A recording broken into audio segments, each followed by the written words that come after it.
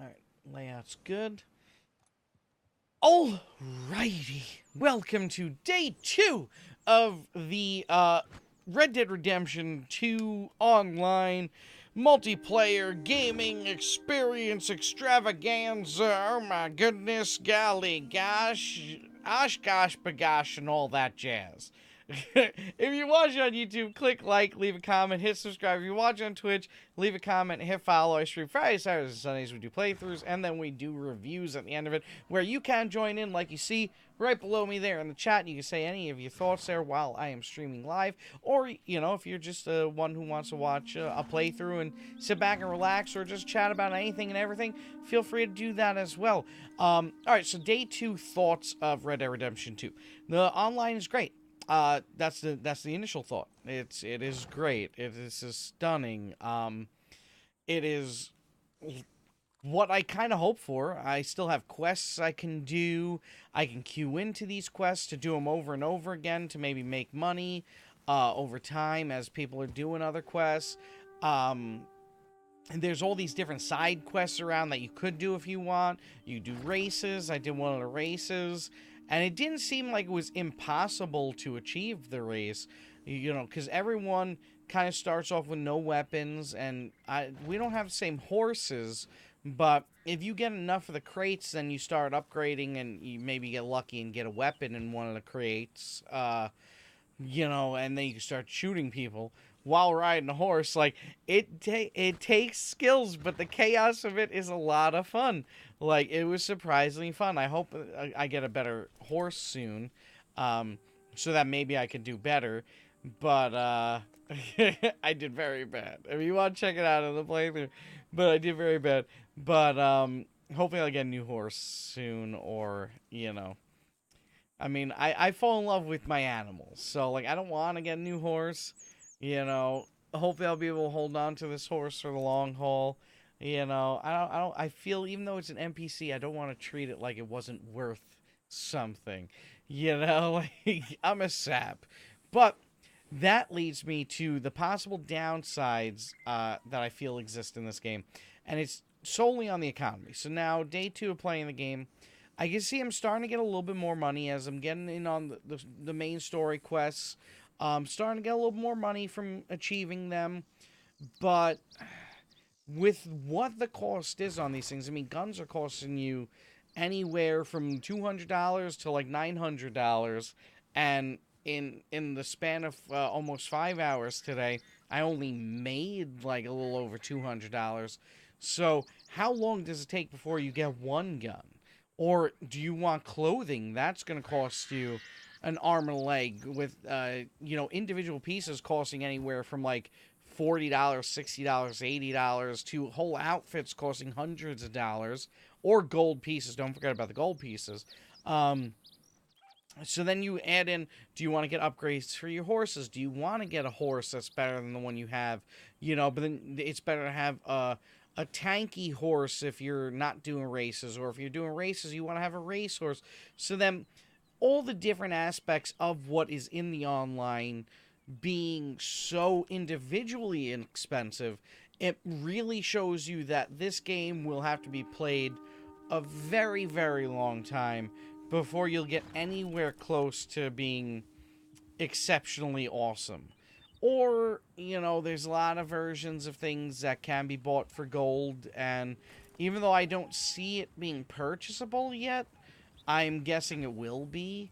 So I'm guessing that once that happens, there's going to be some people that are going to drop $100, or $200 or whatnot, and just get all these like free, not free, but buy all these gold bars, and then have a lot of the better items way early in comparison to everyone else, that and be like very awesome, and that's unfortunate. Like I said in yesterday's review, the one downside to many games I feel often is microtransactions to make you stronger, better, faster.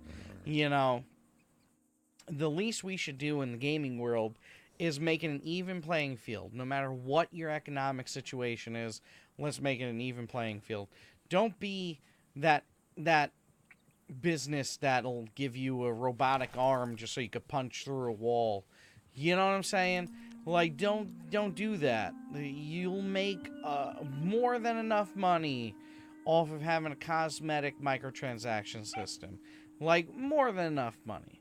It's unbelievable how much money games like Fortnite make, and a game like this where I think people will wanna, maybe even make you got the customizations for the guns. That's gonna cost money. If they wanted to make a lot more things be purchasable through the microtransaction system just for vanity, then they are, maybe in-game money, or make them even more expensive with in-game money, and have the vanity system be, with the gold. I'm all with that, but I just fear that I'm gonna start running around. There's gonna be people with these amazing guns very quickly that are just gonna house me, and there's gonna be nothing I could do about it. Because I mean, I'm not a rich guy. I'm a streamer. It costs me enough to just stream and buy the video games for the stream. You know, like I don't have the money to then put in for the microtransactions too. So, you know, I just hope that maybe it's not going to be as bad as I think. So, I mean, once I experience it, once we get to experience the microtransactions for what they're going to be, and experience the gold system, then I'll be able to say for sure. But as of right now, it is a concern. But everything aside from that is wonderful. The questing is a lot of fun. You are getting filled into groups with people, and that's the last thing I'll end on. So, if you're playing this on Xbox, maybe just don't.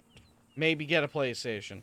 Because the one downside with Xbox is the second you wanna, like, for a streamer, you're routing it through your capture card, and then, I'm hearing the game through my capture card on the PC, and if I want to talk to people, I have to plug in. I have the little headset, the one earpiece with the microphone that comes with the PlayStation 4. I have that, and I plug that into the controller, and it's on my mic stand, so there's a mic close enough to me to be able to talk. But then I like to route the game chat through the HDMI cable, so what would be playing through TV speakers normally, and I like to do it that way. But with the Xbox, apparently, this is not a possibility for some. I can't fathom why. I can't fathom why. It's absolutely beyond me. I can understand maybe if people have loud backgrounds, you don't want to have the echoing, But I think this day and age, number one, there's enough people that stream video games to warrant it. And there's just enough people that maybe want to hear the game sound through their stereo, and then they're going to use the microphone, or maybe they have a different system where they have a headset that they like more than anything that will be capable of being used with a game system.